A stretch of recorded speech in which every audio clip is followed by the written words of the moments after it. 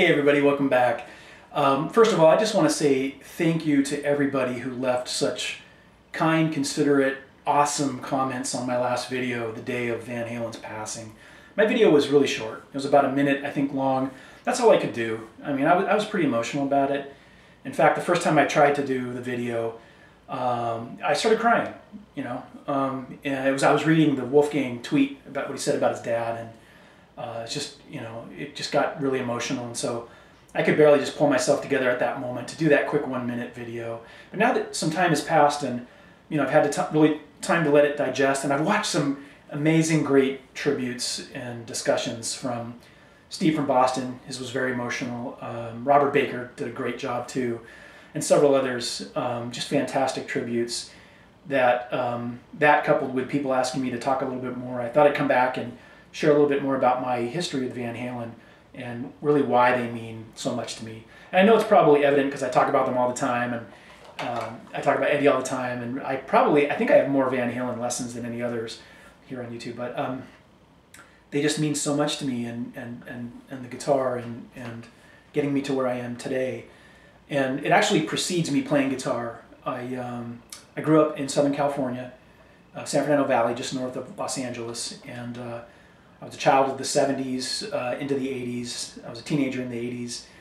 And I first became aware of Van Halen at the beginning of the 80s when I started really getting into music, right? And at the time, I wasn't really a, you know, rock metal fan yet. I liked a lot of stuff. You know, I was Journey, The Police, whatever, The Clash, AC/DC, whatever. And then a friend played me Van Halen in the 6th grade.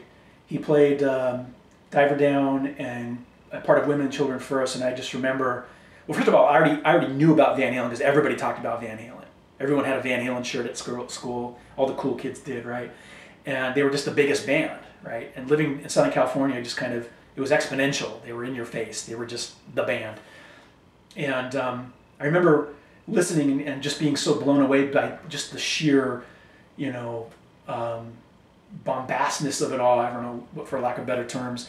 You know, Alex and the drums, everybody wants them, and the guitar, everything was just so big, and it was just overwhelmingly cool. And then when I started playing guitar, I got a guitar for my 12th birthday in '83, and then shortly after that, you know, I got 1984, right? It came out like about a month after, I think, that, and Van Halen just ruled my world.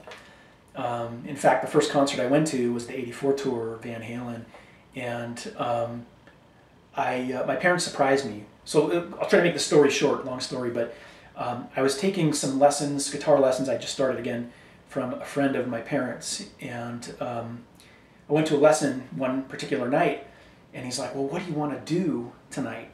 And I was like, well, I said something like, you know, I want to learn let's show me some more chords or whatever, right? And he's like, well, let's go to Van Halen, you know, or something like that. And I was like, what? I'm going to Van Halen? I'm this 12-year-old little kid, right? And it was just such an amazing night. It was kind of one of those life-changing things, right? Just the whole, I mean, David Lee Roth was just funnier than hell, just spitting out these one-liners, and, you know, don't stick your tongue out at me unless you're going to use it. Although later I would find out, reading Circus magazine, that he would say that, you know, he had these little predetermined one-liners that he would use, but it was still ultimately cool. Alex Van Halen just pounding on the drums. He had that half Simmons kit, just, it was so amazing. And then at one point he had the gong on fire behind him, and then Michael Anthony, he had the Jack Daniels bass, and then he came to do his bass solo, which is just noise, and he was throwing the bass, letting it hit the ground. It was just boom. It was just so intense. And then of course Eddie did his solo. And I was still learning. I hadn't even started trying to play lead yet. I was just doing, you know, basic chords and bar chords and stuff. And it was just out of this world, everything he was doing. It was insane. He even had that little contraption where he could, you know, have the guitar up like this, and then he would do the piano tapping stuff, you know, and it just was mind-blowing. And then there was some woman not too far up, lift her shirt up. It was just, for a 12-year-old kid, it was all just like so amazing. Just a very memorable night. What's funny is my guitar teacher at the time, he was more of an old school guy, you know, learned to play in the 60s, early 70s, you know, coming from the Clapton, Beck, Hendrix era. Even though Clapton's hugely influenced, or Eddie influenced by Clapton, right? But I remember after the show, he's like, you realize a lot of that was just volume, right? And I was like, as a kid, I was like, I don't care. It sounded freaking awesome, right? But wow, what an amazing show. All right, now I almost forgot to do this part, so I'm adding it in after the fact. This is the shirt that I got from that concert, that Van Halen '84 concert, my first concert. That's what's left of it, right? It's got holes in it, big old holes down the side. We used to cut all our sleeves off as kids because they get all nasty in the LA summer, you know, pit stains and stuff or whatever. And you can see it says Van Halen World Tour 1984. Oh, and on the back, it's got this dude with the hammer. And that's from an exterminating company that, I don't know if it's still there in LA. I haven't been back in like a decade, but was it Western? I don't remember what the exterminating company was, but there was also a little mouse. He was basically wagging his finger at a mouse that he was going to hit with the hammer. And it was very, very iconic. We'd always see it when we drive through. I think it was somewhere near the border of Hollywood and downtown or something. I don't know. It was somewhere along there, but we'd always see it as kids, and it was just very iconic and stuff. So again, I don't wear this anymore because obviously it doesn't fit very well, and it's a little tight across the chest. But I kept it, and maybe I'll frame it someday. That might be kind of fun. You know, I didn't see Van Halen on the 5150 tour because I went through this phase from around late '85 to early '87 where I was just totally into thrash. That was it. Slayer and Metallica and bands like that. And then I started getting better at the guitar, and I started realizing I started gravitating back toward the stuff that originally inspired me, like Van Halen and Rat and Scorpions and things like that. Because the guitar was just cooler. I don't know. And, thrash was still rough in those days, right? Toward the end of the '80s, it got more sophisticated, but at that point, it was still kind of rough.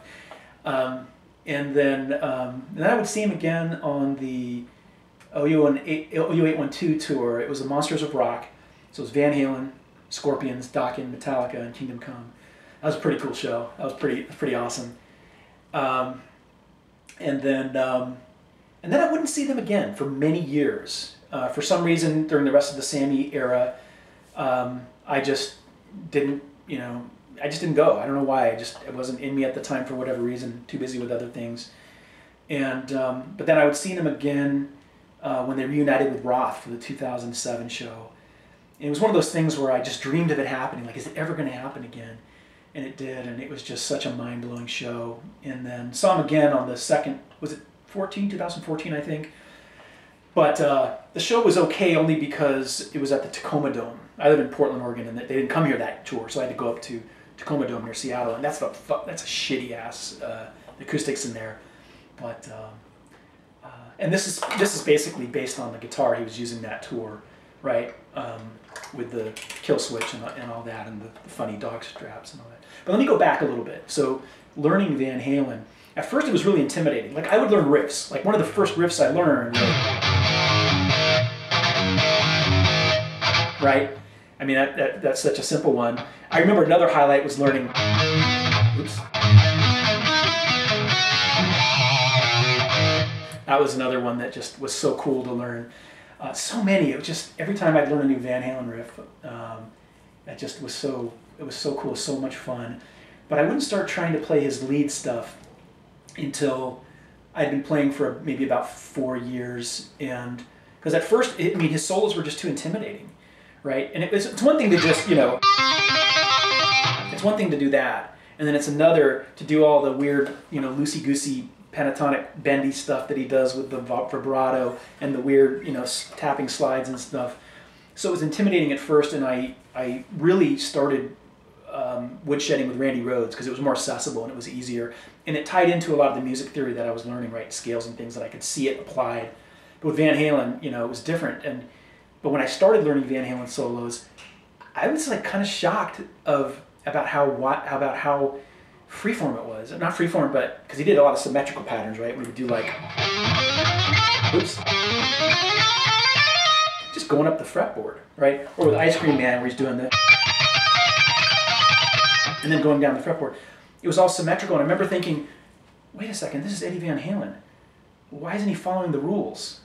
And then, as then I started realizing he broke the rules. He was, he did what he wanted. Right? And that's what made him so great, is he didn't worry about playing like everybody else. He wanted to be different and do different things, and he wasn't worried about, oh, I must play, the notes E and G and whatever over a C major chord. He would just do what sounded good. And if it meant mixing up, you know, a pentatonic with, you know, some weird outside, that sounded like shit. You know what I mean? Like, just some weird thing. He would do it, right? He would just do what sounded good.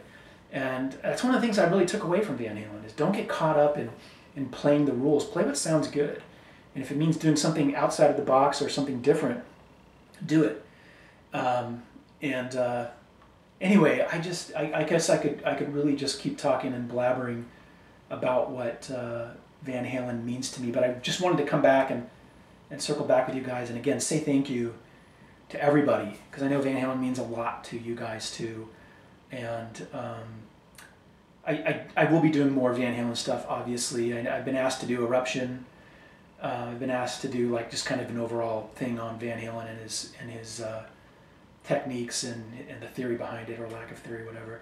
I do plan on doing stuff like that down the road.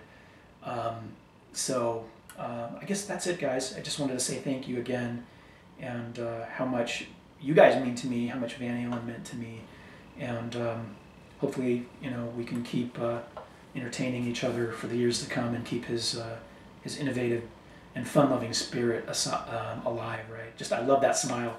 He would do stuff, and he'd be all, you know, making those O faces, and then he'd start laughing, like smiling, like, I don't know if he was laughing at himself, or if he was just, you know, smiling. You never knew. He was always smiling, and it's one of the endearing things about him. So, anyway, I better shut up, because I'll just keep rambling. All right, guys, until next time, rock on.